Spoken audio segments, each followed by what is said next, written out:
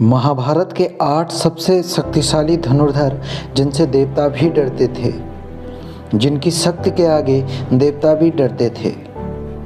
महाभारत के इतिहास में धनुर्धर तो बहुत हुए हैं, लेकिन एक ऐसा भी धनुर्धर था जो दुश्मन सेना पर अकेला भारी पड़ जाता था। एक ऐसा भी धनुर्धर था जिसको देख द्रोणाचार्य चिंतित हो गए थे, और एक ऐसा भी धनुर्धर था जिसने अर्जुन को 3 बार हरा दिया था। एक ऐसा भी धनुर्धर था जिसने देवराज इंद्र को भी हरा दिया था, और एक ऐसा भी धनुर्धर था जिसके सामने बड़े बड़े धनुर्धर योद्धा भी बच्चे समान थे। धनुर्धर तो बहुत हुए, परंतु सर्वश्रेष्ठ तो सर्वश्रेष्ठ ही होता है। चलिए जानते हैं महाभारत के 6 सबसे शक्तिशाली धनुर्धरों के बारे में। नंबर 6 पर हैं भीष्म पितामह। गंगापुत्र भीष्म पितामह यह एक अकेले ऐसे योद्धा हैं जिन्होंने उस समय पृथ्वी पर हस्तिनापुर को अपराजित कर दिया था। उन्होंने अपने जीवन में बड़े बड़े युद्ध लड़े। कई बार तो दुश्मन की पूरी सेना पर वे अकेले ही भारी पड़ जाते थे। जब कुरुक्षेत्र का युद्ध हुआ था तब भीष्म पितामह कौरवों के प्रथम सेनापति बने थे। रोज अकेले भीष्म पितामह 10,000 सैनिकों का वध कर देते थे। भीष्म पितामह के बाणों के आगे पांडव पक्ष के कोई भी योद्धा टिक नहीं पाए थे। भगवान श्री कृष्ण ने इस युद्ध में शस्त्र न उठाने का प्रण लिया था, लेकिन भीष्म ने अपने पराक्रम से श्री कृष्ण को अपनी प्रतिज्ञा तोड़कर शस्त्र उठाने के लिए विवश कर दिया था। भगवान कृष्ण जानते थे कि भीष्म को नियमानुसार युद्ध करके परास्त करना असंभव था, इसलिए शिखंडी को सामने रखकर अर्जुन ने भीष्म को क्षय शैया में सुला दिया था।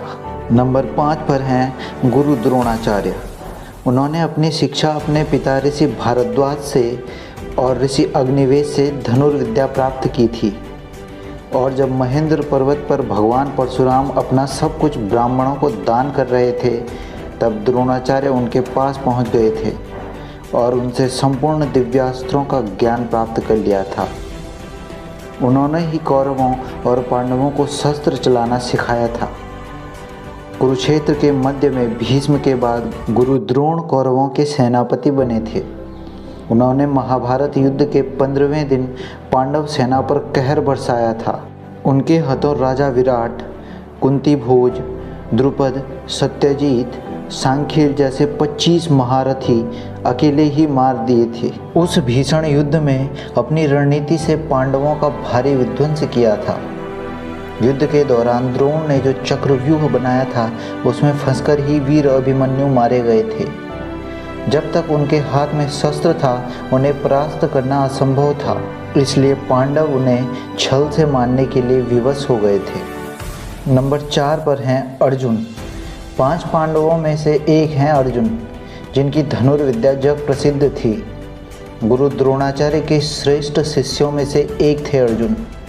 गुरु द्रोणाचार्य ने अर्जुन को धनुष सिखाते वक्त वचन दिया था कि तुमसे श्रेष्ठ इस संसार में कोई धनुर्धर नहीं होगा।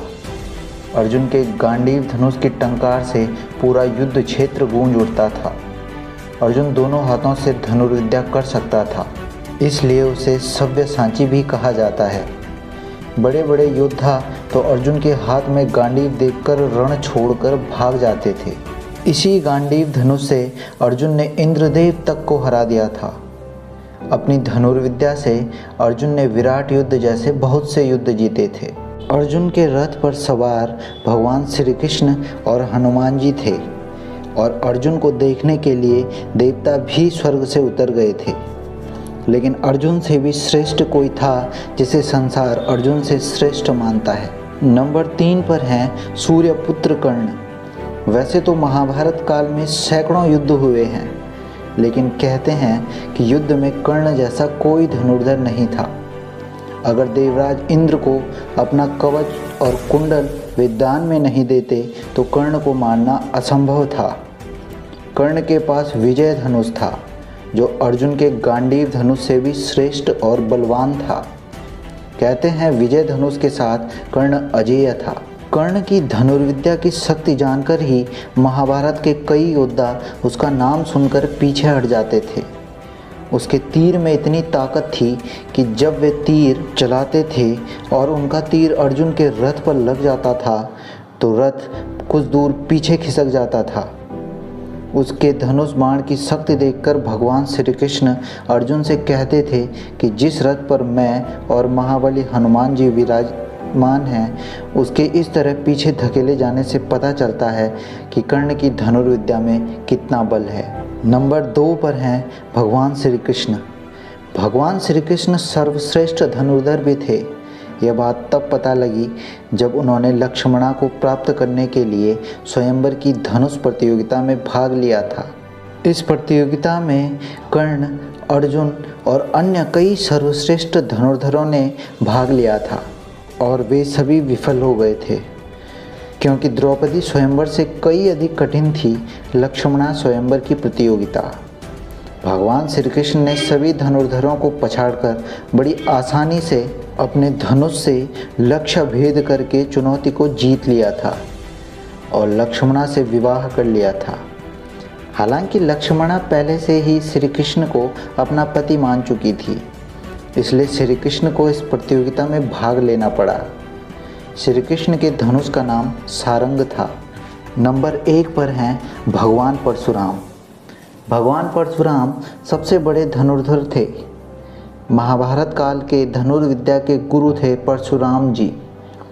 पौराणिक कथा में वर्णित है कि महेंद्रगिरी पर्वत भगवान परशुराम की तप की जगह कहलाती थी। कहते हैं कि स्वयं भगवान शिव ने परशुराम जी को धनुर्विद्या का ज्ञान दिया था। भगवान परशुराम श्री विष्णु जी के शक्ति अवतार माने जाते हैं, इसीलिए इनकी तुलना किसी से नहीं हो सकती। भगवान परशुराम के पास वैष्णव धनुष था, वह स्वयं नारायण का था। वह धनुष भी भगवान शिव के पिनाक धनुष जैसा बलवान था। परशुराम इस धरती पर ऐसे महापुरुष हुए हैं जिनकी धनुर्विद्या की कोई पौराणिक मिसाल नहीं है। उन्होंने अकेले ही 21 बार हैय वंशीय क्षत्रियों का अंत किया था। भगवान परशुराम महाभारत काल के समय द्वापर युग में भी थे, जिन्होंने भीष्म पितामह, कर्ण और खुद गुरु द्रोणाचार्य को भी धनुर्विद्या की शिक्षा दी थी और गुरु द्रोण ने अर्जुन और अश्वत्थामा को शिक्षा दी। इसीलिए महाभारत के सभी योद्धा उनके सामने बच्चे के समान हैं, क्योंकि वे तो महाभारत से पूर्व त्रेता युग में भगवान श्री राम के सामने भी पहुंच गए थे। श्री राम के हाथों शिव धनुष टूटने पर उनकी परीक्षा भी ली थी।